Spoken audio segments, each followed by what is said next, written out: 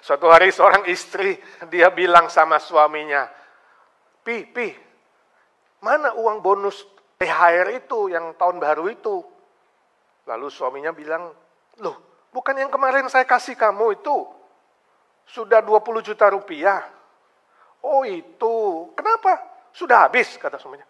Enggak, Pi, saya mau tanya, itu uang yang di laci meja papi yang paling bawah, yang mana? Itu ada satu amplop coklat, ya di atasnya ditaruh Alkitab, lalu buku Kidung Puji-Pujian. Saya melihat amplopnya ada 50 juta, Pi, itu uang apa ya? Lalu suaminya bilang, oh itu namanya uang sial. Uang sial? Maksudnya apa? Ya, saya udah sembunyikan, ditutup pakai Alkitab, masih ketahuan juga. Sial banget. Ini sebuah contoh, saudara, dari orang yang berspekulasi. Ya kan? Dia kira kalau amplop taruh paling bawah, laci paling bawah, ya kan? Amplop coklat mungkin butek-butek juga, ditutup sama Alkitab, ditutup sama buku puji-pujian. Istri kagak tahu. Istri bisa cek kemana-mana, betul gak? Jangan main-main sama istri, betul para istri? Lu simpen di mana aja ketahuan. Istri kok mau dilawan. Sejak dari zaman Hawa dan Adam. Ingat, Adam yang takluk. Nah saudara, hari ini kita akan pikirkan sebuah tema, bahayanya teologi spekulasi. Ini adalah lanjutan dari 7 tangga pertumbuhan iman. Kita sudah belajar, iman tanpa kebajikan adalah mati. Itu level 1. Kemudian kebajikan tanpa pengetahuan adalah buta atau picik, itu level 2. Lalu pengetahuan tanpa penguasaan diri itu munafik, level 3. Penguasaan diri tanpa ketekunan, minggu lalu adalah mundur atau merosot, itu level 4. Dan hari ini kita mau belajar level yang kelima, kalau saudara ada bangunan, hotel atau rumah yang kelima, ya, atau tangga yang kelima. Mari kita baca 2 Petrus pasal 1 ayat 5 dan 6. Justru karena itu kamu harus dengan sungguh-sungguh berusaha untuk menambahkan kepada imanmu kebajikan. Dan kepada kebajikan pengetahuan. Dan kepada pengetahuan penguasaan diri. Kepada penguasaan diri ketekunan. Dan kepada ketekunan kesalehan. Nah itu tangga yang kelima, kesalehan, ayat 6b di situ. Nah, bahasa Yunaninya adalah Eusebeia. Ya, ada orang yang kasih nama anaknya Eusebius. Nah, ini dari kata ini, Eusebeia, Eusebius misalnya. Kata ini sangat sulit diterjemahkan. Khususnya dalam kosakata bahasa Indonesia itu agak sulit menerjemahkan. Itu sebabnya dipilih yang paling dekat. Dan yang paling dekat adalah kesalehan. Itu dipilih oleh penerjemah Alkitab bahasa Indonesia. Nah, terjemahan ini kelihatan sedikit kurang pas, kurang atraktif, kurang menarik. Ya, sebab kalau kita bilang orang yang saleh, kita bilang kesalehan itu ada kesan konotasi pasif ya. Wah, orangnya saleh. Ya, ngomongnya pelan, bawa Alkitab gede. Dikit-dikit amin, haleluya, haleluya. Ya. Kelihatannya saleh, kelihatan naif, kelihatannya nggak tahu apa-apa. Nggak ngerti, gampang dibodohi, gampang dibohongi, lemah, ya, dan gampang ditipu. Bukan itu maksud kesalehan. Kalau saudara hari ini menganggap kesalehan adalah orang model begitu, itu bukan. Ya, Eusebeia di sini artinya sebuah karakter yang bertanggung jawab kepada Tuhan Allah secara vertikal, dan karakter yang bertanggung jawab kepada manusia secara horizontal. Itu Eusebeia. Ya, baik itu sesamanya adalah keluarganya sendiri, anaknya, orang tuanya, mertuanya, menantunya, ya, atau rekan kerja siapa saja manusia di sekitarnya. Jadi orang yang hidupnya benar dan bertanggung jawab kepada Tuhan, dan hidupnya benar bisa bertanggung jawab kepada sesama, mulai dari keluarga, masyarakat, negara, dan sekitarnya, itu disebut orang yang saleh atau kesalehan. Jadi ada unsur di dalamnya, ada unsur hatinya itu mau beribadah kepada Tuhan. Hormat kepada Tuhan. Ya. Mencari Tuhan, mengasihi Tuhan. Dan juga hatinya mau melayani sesama dengan penuh tanggung jawab. Nah, ini orang yang saleh. Bahasa Latinnya pietas. Bahasa Inggrisnya piety. Nah, bahasa Indonesia agak sulit. Lalu dipilihlah kesalehan. Atau bisa dipakai istilah mungkin spiritual, saya pikir-pikir. Spiritual, rohani. Orangnya rohani loh. Orangnya spiritual. Tapi juga jangan salah mengerti. Spiritual bisa jadi konotasi negatif. Orangnya spiritual, artinya apa? Suka main sama spirit-spirit gitu, dunia spirit. Jadi spiritism, jadi negatif. Atau orangnya rohani, suka main-main, cari-cari roh-roh jahat. Nah itu telepati, psychic, ya itu jadi negatif. Tenung, ya, tukang sihir, dukun, bukan itu. Nah saudara, karena belum ada kosakata yang lebih cocok untuk Eusebia, ya saya harap nanti ahli bahasa Indonesia bisa temukan satu kata yang pas. Kita hari ini tetap pakai kesalehan. Tapi dengan pengertian yang lebih atraktif. Dengan pengertian yang lebih mendalam. Kesalehan ini penting untuk ditambahkan di atas karakter ketekunan yang sudah kita pelajari minggu lalu. Karena ketekunan tanpa kesalehan hasilnya adalah licik. Dengan kata lain ada unsur bahaya spekulasi. Bahaya spekulasi adalah menjadi licik. Mau menang sendiri. Tidak tanggung jawab secara vertikal kepada Tuhan. Maupun tidak tanggung jawab secara horizontal kepada manusia. Ya, ini karakter yang sangat berbahaya. Saya ingat berapa tahun yang lalu. Saya kenal seorang aktivis di sebuah gereja. Ya, yang berteologi karismatik. Dia ceritakan pendetanya, dia katakan saya sedikit kecewa. Saya katakan kenapa? Dia bilang di gereja kita ada seorang anak muda, yang masih muda, aktivis, main gitar, ya suatu hari meninggal, anak orang kaya. Lalu pendetanya bilang, Tuhan ngomong sama saya, anak ini tidak mati tapi tidur. Ya, seperti Lazarus dia akan dibangkitkan. Kita akan doa sama-sama. Dia minta semua majelis ikut doa sama-sama, bahkan orang tua si anak pun berdoa untuk kebangkitan anak ini. Ya, lalu didoakan, dipanggil-panggil namanya seperti panggil Lazarus. Yesus panggil Lazarus keluar dari kubur, sekali panggil langsung keluar ya. Ini dipanggil-panggil, gak bangun. Saudara, seharian doa. Wah, coba lagi hari kedua, tetap juga belum bangun, dipanggil-panggil bangkit. Akhirnya orang tuanya udah pasrah dan nyerah, bilang ya sudahlah. Ya, kalau memang sudah waktu Tuhan kita rela. Sebagian majelis juga udah gak mau doakan. Tapi pendetanya ngotot, coba lagi. Satu kali lagi, coba lagi saudara, tetap tidak bangkit. Akhirnya pendetanya bilang apa? Tuhan bilang sama saya, bukan Tuhan tidak bisa membangkitkan dia. Ya. Tapi sebagian dari kalian tidak beriman. Tidak sehati dengan saya. Itu sebabnya. Ini yang saya sebut dengan teologi spekulasi. Coba-coba. Ya, nothing tulus. Kalau anak ini bangkit, pendetanya terkenal bukan? Tersohor di seluruh dunia. Wah, top. Tapi kalau gak bangkit, lo yang gak beriman. Kalian yang gak support. Jadi nanti orang Kristen dicap apa? Mau menangi dewek, menang sendiri. Ini licik, ini bahaya saudara. Karakter sedemikian, karakter yang tidak bertanggung jawab kepada Tuhan, dan tidak bertanggung jawab kepada manusia. Ya, bisa mencoreng nama gereja, mencoreng nama Tuhan, memalukan nama Tuhan. Orang-orang yang tidak percaya, orang-orang dunia akan berkata apa? Mana Tuhannya? Katanya bisa membangkitkan. Hati-hati saudara dengan teologi yang seperti ini. Spekulasi, licik seperti ular yang licin, ya, yang bulus. Hati-hati sekali saudara, orang Kristen tidak boleh spekulatif. Tidak boleh licik mau menang sendiri, ini bahaya, bisa menyesatkan dan merugikan banyak orang. Rasul Petrus menasihati kita semua di atas karakter ketekunan, bagus ketekunan, tapi dia ada cukup, harus tambah lagi yaitu apa? Kesalehan. Nah pertanyaan kita adalah bagaimana caranya untuk memiliki kesalehan itu?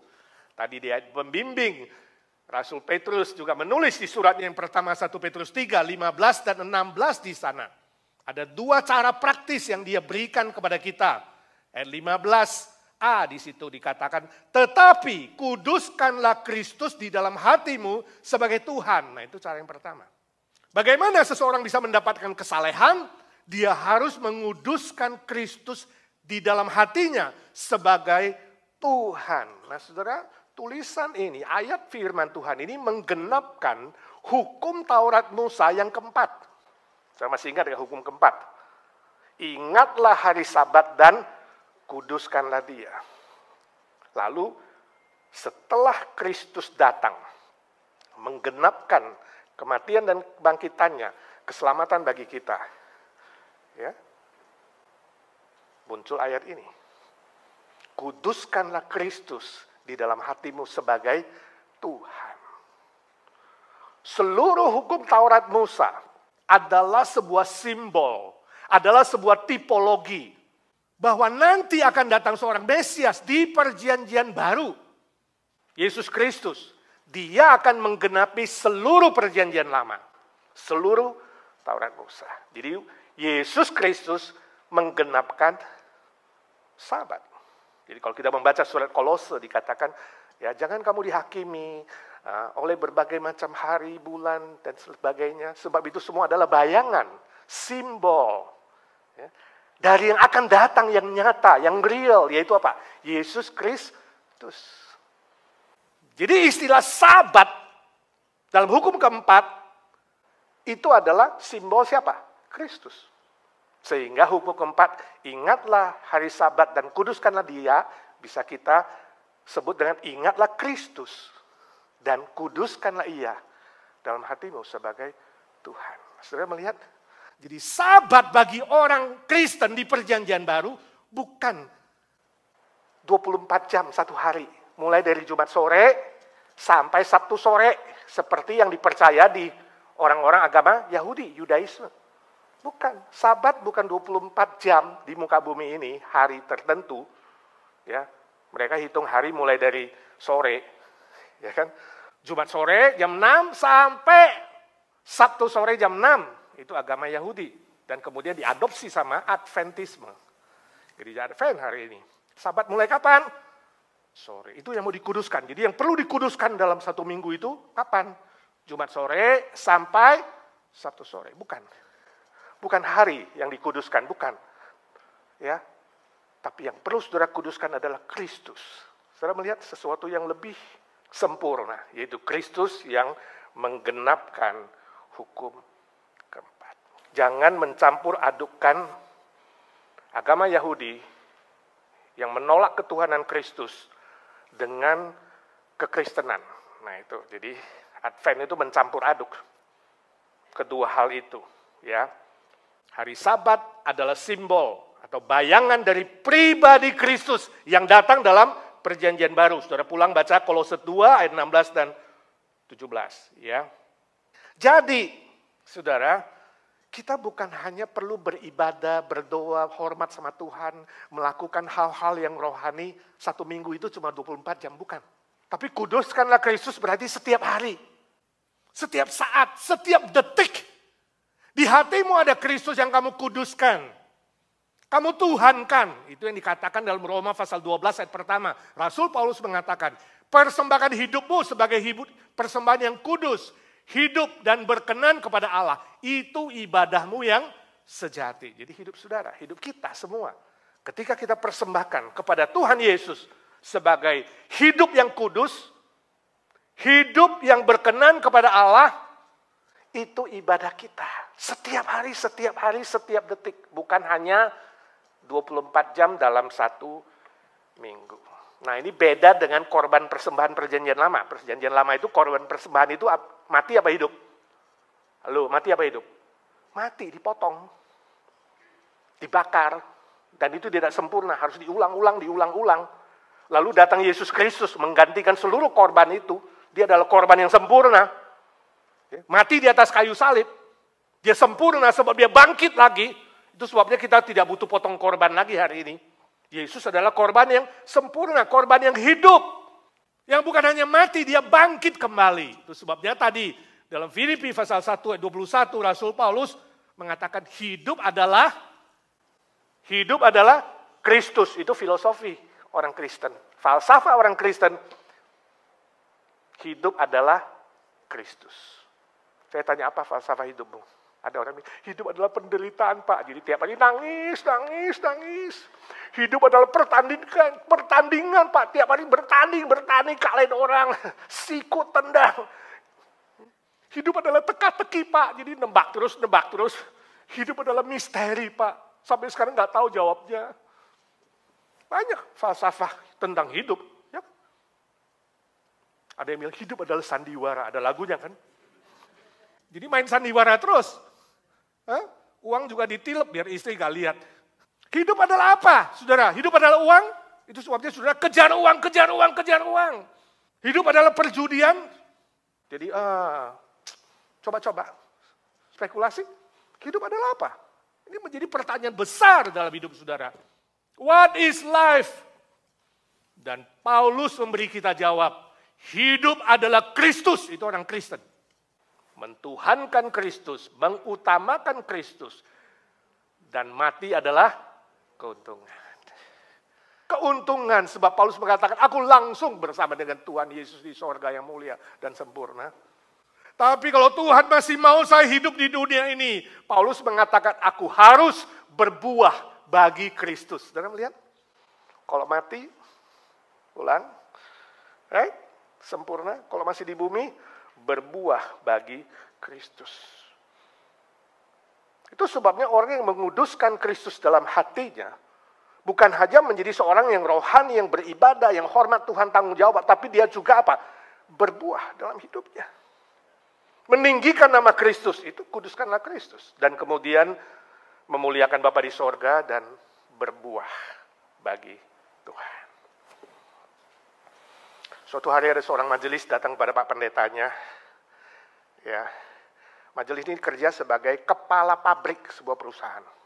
Dia cari pendetanya, dia bilang, Pak, saya mau minta didoakan, saya sedih sekali. Ya, campur aduk perasaan saya. Kamu kenapa? Kemarin, Pak, ada satu anak buah saya jatuh di pabrik dan dia meninggal. Waktu dia jatuh, dia hampir mati, itu setengah mati. Parah. Ya, saya call 911. 911 belum datang, kemudian orang-orang datang mengurumuni dia. Anak itu kesakitan dan dia berteriak minta tolong. Tolong saya sakit, saya takut mati, doakan saya. Saya hanya memandang dia, saya gak bisa lakukan apa-apa, Pak Pendeta. Itu sebabnya saya menyesal. Loh kenapa? Kamu majelis, kamu bisa kan doakan dia, kamu bisa pimpin dia percaya Tuhan Yesus. Iya Pak, saya pengen PI, pekabaran Injil sama dia. Saya ingin doa, tapi gak ada kekuatan itu. Saya lihat itu mata. Anak buah lainnya semua mata memandang saya. Mata mereka seperti mengejek, menghina, senyum sinis. Saya gak bisa apa-apa. Kenapa? Dia bilang, ya semua mereka gak suka saya Pak. Saya di pabrik itu suka marah-marah, maki-maki, kata kotor. Mereka tahu saya Kristen, tapi saya gak ada kesaksian yang baik. Saya gak ada kekuatan bicara. Ketika 911 datang, diperiksa, mau ditolong, ternyata sudah gak ketolong. Keburu meninggal. Saya sangat sedih, saya menyesal, saya malu. Ini sebuah kesaksian, saudara. Contoh yang mengajar kita untuk senantiasa memiliki kesaksian yang baik. Mengutamakan Kristus dalam seluruh aspek hidup kita. Karena Kristus di dalam. Baik bicara, baik menolong, baik bertingkah laku, baik berpikir. Ya semuanya. Menguduskan Kristus dalam hati. Artinya mengutamakan dia dalam semua aspek hidup di muka bumi ini. Sangat-sangat penting. Ya. Menguduskan Kristus dalam hati, dalam hidup sehari-hari ini erat hubungannya dengan yang kedua. Siap sedia tadi 15b. Siap sedia memberi pertanggungan jawab kepada manusia. Itu cara yang praktis. seorang yang punya karakter kesalehan. Siap memberi jawab atas iman Kristen. Setiap saat, setiap waktu, ketika ada orang lain yang bertanya soal imanmu. Ketika ada orang lain yang bertanya soal pengharapan hidup yang kekal. Entahkah orang bertanyanya memang mau belajar atau bertanyanya karena mau menghina, menjatuhkan, menggagalkan, atau memfitnah kamu. Ya, apa saja motif mereka, gak peduli. Tapi saudara, kita harus siap memberi pertanggungan jawab. Tadi ayat itu mengatakan. Nah ini yang disebut dengan pelayanan apologetis. Ya. Pembelaan iman. Permisi tanya, kalau di tempat kerja saudara, ya, atau di sekolah, atau di kampus, atau di rumah saudara, atau sekitar saudara, ada kasus seperti kasus kesaksian kepala pabrik itu tadi. Ada orang yang hampir mati. Bagaimana saudara menolong dia? Apakah saudara siap menginjili dia? Apakah saudara tahu membawa dia dan memimpin dia kepada Kristus dalam 5 menit terakhir hidupnya di dunia ini? Nah, ini menjadi pertanyaan tantangan buat saudara sekalian. Ya. Apa yang akan saudara bilang? Cuma punya 5 menit. Atau ketika saudara visitasi di rumah sakit, bisakah saudara menceritakan Kristus yang mengampuni dosanya lewat salib Kristus? Bisakah saudara yakinkan bahwa kebangkitan Kristus adalah jaminan hidup kekal baginya? Siapkah saudara memimpin dia, menerima Kristus, mendoakan dia dalam 5 menit sehingga dia menghadapi maut dengan tenang, dengan damai sejahtera, dengan kekuatan dari Tuhan? Atau kalau ada orang yang bertanya soal ajaran iman Kristen, dia tersesat atau disesatkan, bahkan ada yang memfitnah, menghina, mengejek, apakah saudara siap memberi jawaban yang tepat dan benar? Saya kenal juga seorang aktivis di sebuah gereja. Suatu kali di kantornya ada satu orang bertanya soal Tritunggal. Oh emangnya Allah orang Kristen 3 ya? Kok bisa 3 sama dengan 1? Coba kamu katanya Kristen jelasin ke saya. Dia bilang ketika ditanya dia tergagap, gak bisa jawab. Dia gak ngerti. Padahal Kristen sejak kecil. Sampai dia sudah punya cucu tapi masih kerja. Dia saksikan, dia katakan sepulang ke rumah saya menangis di kamar.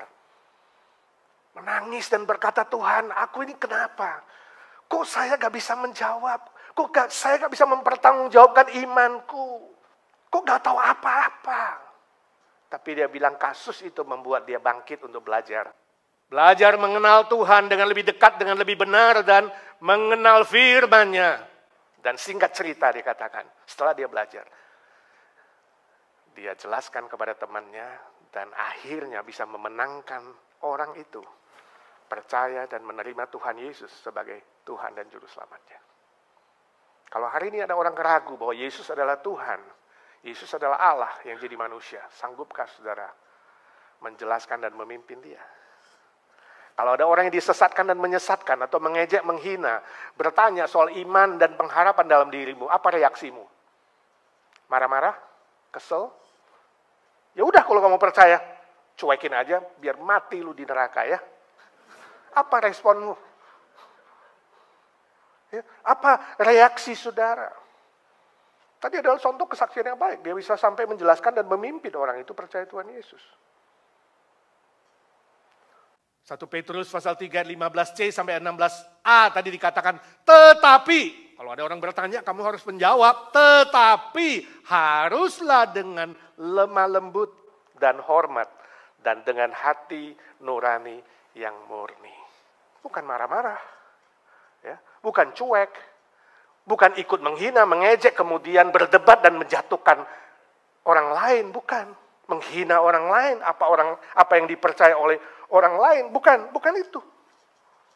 Tapi lemah lembut, penuh hormat, sopan santun, sabar, ya, dan hati nuraninya murni. Sebab tujuan dari pelayanan apologetis, tujuan dari pelayanan pembelaan iman adalah untuk membawa orang itu bisa percaya dan menerima Tuhan Yesus sebagai Tuhan dan Juru Selamatnya. Itu goalnya. Membawa dia juga mengerti. Kita perlu punya sikap yang baik, motivasi yang benar, kata-kata yang sopan, pengetahuan yang tepat dan bisa diandalkan, dan kemudian dengan sabar memimpin dia. Bahkan Petrus mengatakan, walaupun mereka memfitnah, akhirnya malu sendiri. Ya, mereka malu sendiri sebab mereka melihat kesalehan hidupmu, sih. Itu goalnya, itulah kesalehan. Orang yang hidupnya benar dan bertanggung jawab kepada Tuhan, dan orang yang hidupnya benar dan bertanggung jawab kepada manusia. Saudara, suatu hari kelak, kita harus semuanya, tanpa kecuali, kita semua harus mempertanggungjawabkan hidup ini di hadapan Tuhan. Ketika dia datang kedua kali, sebagai hakim segala hakim, yang maha adil. Siapkah saudara mempertanggungjawabkannya? Siapkah saudara menjawab semua pertanyaan dia? Siap tidak? Suatu hari ada 4 orang mahasiswa terlambat ujian akhir. Semua udah selesai, mereka terlambat 1 jam atau 2 jam baru datang kepada dosen mengatakan, Pak, maaf, kami terlambat ujian, maafkan. Lalu temannya nomor 2 mengatakan, iya Pak, kami tadi berempat naik angkot. Angkotnya itu kemudian bannya meletus. Lalu yang ketiga bilang, iya Pak, kami kasihan. Lalu bantu si sopir itu, perbaiki bannya.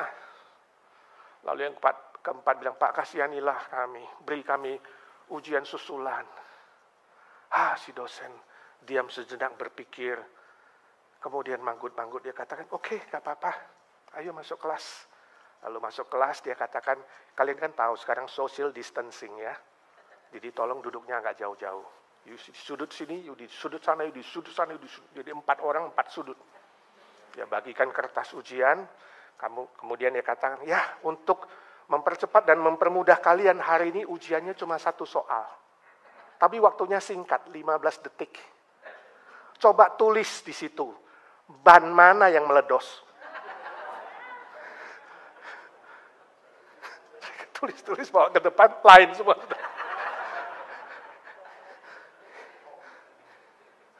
Jangan main-main sama dosen. Kadang kita bisa menipu manusia, betul nggak? Kalau ujian datang, tes datang, ya. Kadang lulus, kadang kita bisa menipu, membohongi manusia, tapi jangan coba-coba, you mendustai Tuhan. Ya, kelak kita semua akan diuji dan menjawab itu. Siapkah saudara mempertanggungjawabkan hidupmu? Pribadi satu persatu, gak bisa bilang, Pak, sorry Tuhan gak bisa jawab. Tunggu teman-teman dari IGNC, rombongan IGNC. Pokoknya saya ikut dari IGNC aja. Mana rombongan? Gak bisa rombongan. One by one, satu persatu. Kita harus menjawab kepada Tuhan. Siapkah saudara? Mari kita bertumbuh, saudara, bertumbuh 1 tingkat lagi, yaitu kesalehan. Hidup yang benar dan bertanggung jawab kepada Tuhan. Beribadah hormat kepada Dia. Menjunjung tinggi Dia. Gak ada yang lain. Jangan campur aduk imanmu. Minggu ke gereja, Senin ke kelenteng, Selasa ke psychic. Rebo cari dukun, Kamis ke pura, Jumat ke masjid, Sabtu ke Advent. Minggu balik lagi ke gereja. Jangan gaduh-gaduh. Fokus. Tanggung jawab beribadah kepada Tuhan. Menghormati Dia, menomorsatukan Dia. Dan kemudian hidup benar bertanggung jawab kepada manusia. Amin. Jangan hanya pakai nama soleh atau soleha, tapi hidupnya salah. Atau pakai nama rohani, tapi hidupnya suka mumpuni. Spekulasi dan licik. Atau ada yang namanya rohana, tapi hidupnya suka menghina dan buat orang merana. Atau yang namanya rohimin, tapi hidupnya nggak terjamin. Atau rohman, tapi hidupnya tidak aman. Mari kita berusaha dengan serius menuntut hidup yang sungguh-sungguh saleh. Eusebeia, 1, 2, 3. Eusebeia. Mulia bagi Tuhan, berkat bagi sesama. Mari kita doa. Ya Tuhan Yesus, suara hamba-Mu sudah berhenti. Ingatkan kami bersyukur Tuhan, ini kami, utuslah kami menjadi hamba-hamba-Mu. Banyak hal kami tidak mengerti, tapi satu hal kami pasti, Tuhan Yesus mati bagi kami dan bangkit bagi kami. Gak ada yang bisa menggoyahkan iman kami ya Tuhan. Ajar kami mentuhankan Kristus, menguduskan Kristus dalam hidup ini. Hidup kami bertanggung jawab kepada Tuhan, kapanpun dipanggil kami siap memberi jawab. Dan hidup kami bertanggung jawab kepada manusia, kapanpun orang bertanya kami bisa menjawab dan siap memimpin mereka datang kepada Tuhan. Berkati setiap telinga dan hati yang sudah mendengar, supaya kami tidak mendengar saja, tapi melakukan firman Tuhan. Dalam nama Tuhan Yesus kami berdoa dan memohon berkat Tuhan. Amin. Tuhan berkati saudara.